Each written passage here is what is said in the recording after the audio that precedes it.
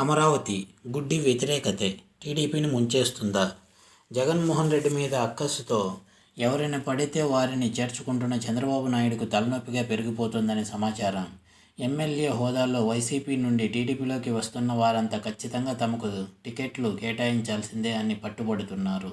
దాంతో వలస వచ్చిన ఎమ్మెల్యేలకు తమ్ముళ్లకు మధ్య గొడవలు పెరిగిపోతున్నాయి. వీళ్ళ మధ్య గొడవలను సర్దుబాటు చేసేంత సీన్ చంద్రబాబుకు లేదు.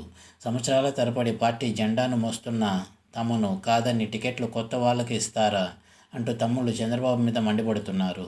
ఇదే సమయంలో తమకు టికెట్ హామీ ఇచ్చి పార్టీలో చేర్చుకున్న తర్వాత అయోమయంలోకి నెట్టేస్తారా అంటూ వైసీపీ నుండి వచ్చిన ఎమ్మెల్యేలు గోల చేస్తున్నారట. దాంతో ఎవరికి ఏం చెప్పాలో అర్థం కాక చంద్రబాబు తలపట్టుకుంటున్నారు. ఇప్పుడు విషయం ఏమిటంటే, కృష్ణా జిల్లాలోని 2 సీట్లు మైలవరం, పెనమలూరు ఇప్పుడు హాట్ సీట్స్ అయిపోయాయి.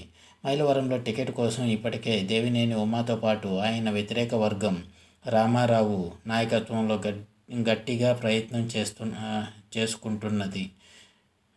వీళ్ళల్లోని టికెట్ ఎవరికి ఇవ్వాలో తెలియని పరిస్థితిలో సడన్గా వసంత కృష్ణ ప్రసాద్ ఎంటర్ అయ్యారు.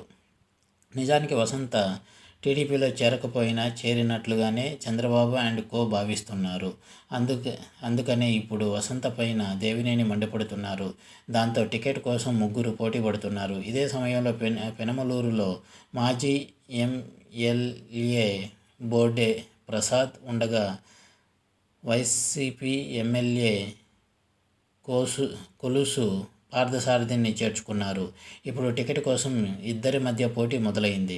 వీళ్ళ గొడవ ఇలాగుండగానే సడన్గా విజయవాడ ఎంపీ అభ్యర్థిగా ఇంతకాలం ప్రచారంలో ఉన్న కేశినేని చిన్ని ఎంటర్ అయ్యారట. దాంతో నేతల మధ్య గొడవలు మరింత పెరిగిపోతున్నాయి. కొలుసును నూజివీడు పంపిద్దామని అనుకుంటే అక్కడి తమ్ముళ్ళు ఒప్పుకోవడం లేదు.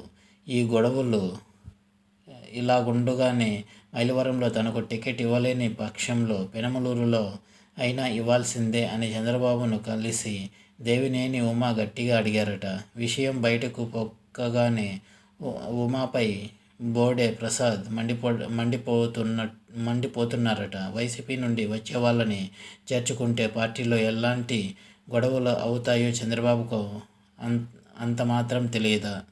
ఇది వ్యూవర్స్.